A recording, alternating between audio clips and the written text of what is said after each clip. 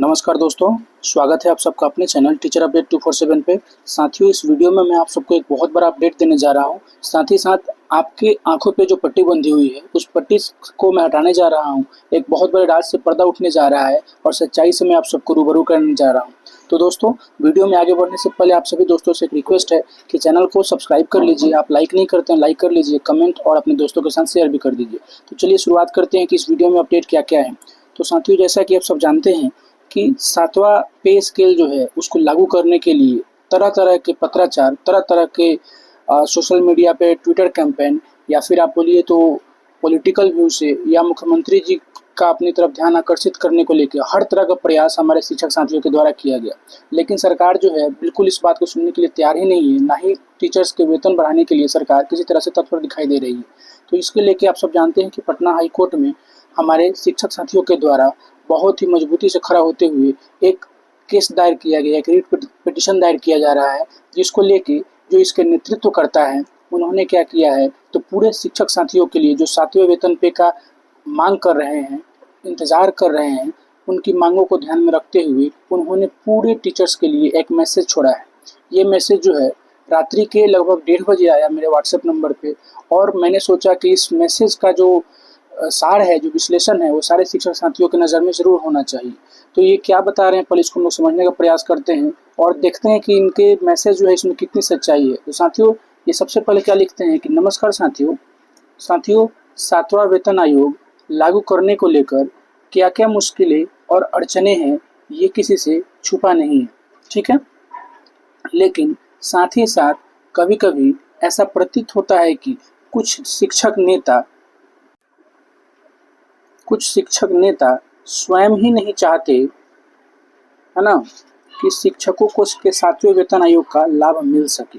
ये जो नेतृत्वकर्ता जी हैं, जिन्होंने इस केस को दायर किया, उनकी टीम के कोई मेंबर हैं, उन्होंने व्हाट्सएप पे क्या लिखा है सारे टीचर्स के लिए एक मैसेज कि 7वां वेतन आयोग जो है इसको लागू करने के लिए कितनी सारी अड़चनें और मुश्किलों का हम लोग सामना करना पड़ रहा है। लेकिन कुछ जो शिक्षक नेता है वो खुद ही नहीं चाहते हैं कि शिक्षकों को 7वें वेतन का लाभ मिल सके, ऐसा उनका कहना है।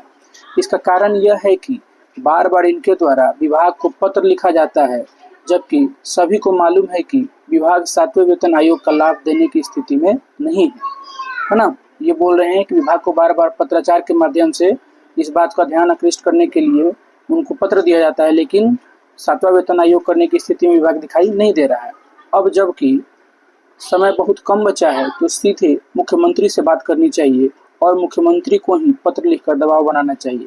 ये इनका बात जो है वो बिल्कुल 100% सही है। आप सबको मालूम है कि नीतीश कुमार जी के मूड पे अगर एक बात चढ़ गई तो ये लागू होने में बहुत देर नहीं लगेगी। लेकिन सच्चाई ये है कि नीतीश कुमार जी के पास तक ये बात पार्शियल रूप से पहुंचाई जाती है, आंशिक रूप से पहुंचाई जाती है। इस पूरे बात को उनके सामने रखा ही नहीं जाता है। शिक्षक साथी जो होते हैं वो जो पत्र अपना सचिवालय में देते हैं, है ना, वो पत्र जो है पूरी तरह से पारदर्शिता के साथ मुख्यमंत्री नीतीश कुमार के पास तक इस बात को रखा ही नहीं जाता है, या कैबिनेट की भी जो मीटिंग होती है तो इस बात को सही तरीके से उनके सामने प्रेजेंट ही नहीं किया जाता है। ऐसा इनका कहना है कि अब समय बहुत कम बचा है तो हम लोगों को सीधे मुख्यमंत्री जी से बात करनी चाहिए और मुख्यमंत्री जी को ही पत्र लिखकर सारे शिक्षक साथी और उन पर दबाव बना सकते हैं। आगे ये क्या बता रहे हैं, तो आगे ये बोल रहे हैं, लेकिन दुर्भाग्य यह है कि कुछ शिक्षक नेता बीच-बीच में विभाग को पत्र भेजकर फिर से वही मुद्दा उलझा देते हैं। ये बात सही बात है? क्या यह विभाग की बस की बात नहीं है? नहीं, यह तो मुख्यमंत्री स्तर पर ही तय होगा। ये विभागीय बात नहीं है, क्योंकि इससे जैसा कि आपने सुना भी था कि संसद में इस बात को बोला गया था कि वित्तीय बोझ जो है, वित्तीय जो लोड है वो ज़्यादा बढ़ जाएगा। तो ये बात सीधे हम लोग आदरणीय सीएम साहब से ही कर लेते। ये इतना आसान तो नहीं है, लेकिन पत्राचार के माध्यम से जो प्रयास हम लोग विभाग में पत्र देकर कर रहे हैं वो प्रयास हम सीधे मुख्यमंत्री जी के पत्राचार के माध्यम से करना सही होगा। इनके नज़र में इस पूरे लाइन का मीनिंग ये हुआ। आगे, इसके अलावा बार-बार अलग-अलग संघ बनाकर कभी बीपीएससी अलग, कभी विशेष शिक्षक नहीं, विशिष्ट शिक्षक अलग,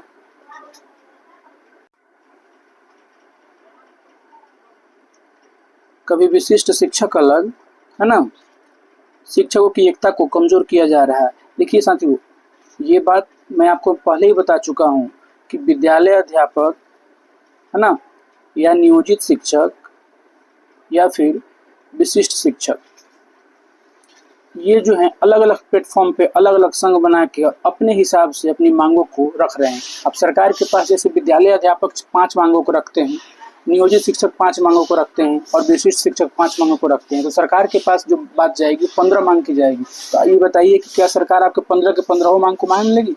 बिल्कुल नहीं मानेगी। कोई भी सरकार हो, चाहे कितनी भी अच्छी सरकार हो।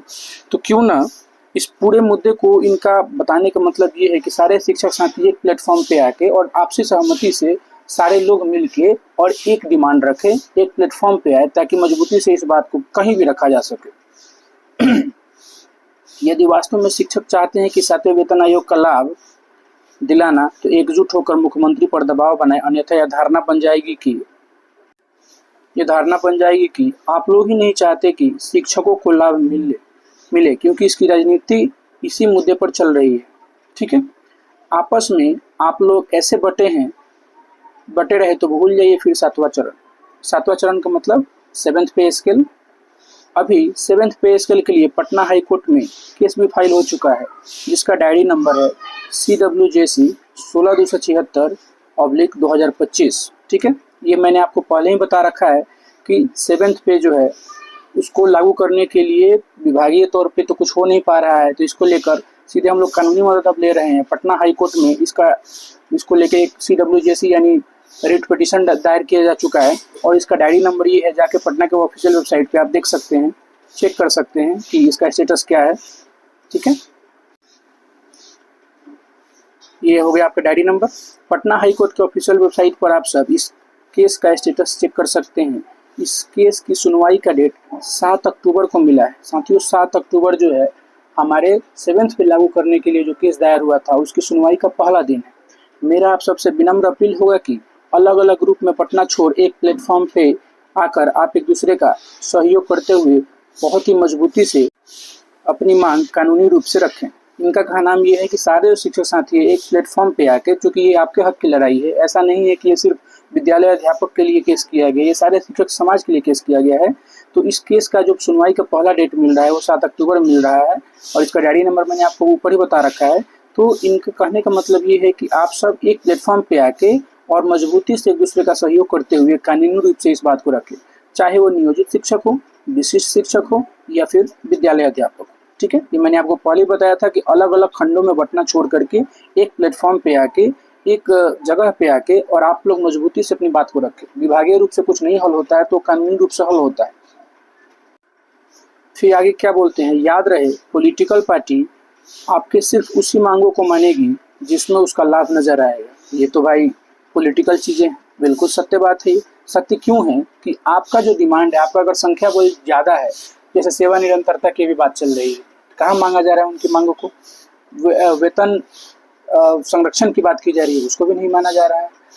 कालबद्ध प्रोन्नति की बात की जा रही है, उसको भी नहीं माना जा रहा है, क्योंकि इतने सारे ग्रुप्स और इतने सारे शिक्षक लीडर हो गए हैं ना कि सब लोग अलग अलग तरीके से अपने लीडर को देखते हैं कि मेरा लीडर सही है, मेरा नेता सही है, मेरे मांगों को यही सही रख सकते हैं। और ये इसी का फायदा तो पॉलिटिकल पार्टियां उठा रही, क्योंकि जितने खंड बटे हुए हैं उतने अलग अलग डिमांड्स हो रखे हैं। ठीक है, तो इनका कहना ये है कि आपका पॉलिटिकल पार्टी सिर्फ वही डिमांड पूरा करेगा जिसमें उसका लाभ नजर आएगा। तो इसलिए क्या बोल रहे हैं, एक होइए, नेक होइए, मेरा यही विचार है, बाकी आपकी मर्जी। आप लोग अपने विवेक से काम ले, क्या सही है क्या गलत। सहृदय आप सबका कोटि कोटि धन्यवाद और आभार। इन्होंने ये बता रखा है कि पॉलिटिकल पार्टी क्या करती है, तो ये बात आप शिक्षक समाज को तो नहीं ना बात बताना है कि अब पॉलिटिकल पार्टी जो है आपकी किस डिमांड को पूरा करेगी। जाहिर सी बात है, इसमें उसका वोट बैंक नजर आएगा, उसी डिमांड को मानेगी। तो ये इनका कहना ये है कि आप लोग बस यूनाइट होइए, एक होइए और अपनी मर्जी से, बाकी जैसा आप लोग को सही लगे। ये नहीं बोल रहे हैं कि एक प्लेटफॉर्म पे आप आ जाइए, लेकिन याद रखिए साथियों, आपके सारे डिमांड को तब तक नहीं माना जाएगा जब तक आप एक प्लेटफॉर्म पे आकर अपनी बातों को रखते नहीं हैं। आप लोग एक नहीं होते हैं, आपकी मांगे अलग हो सकती है लेकिन आपका प्लेटफॉर्म एक होना चाहिए।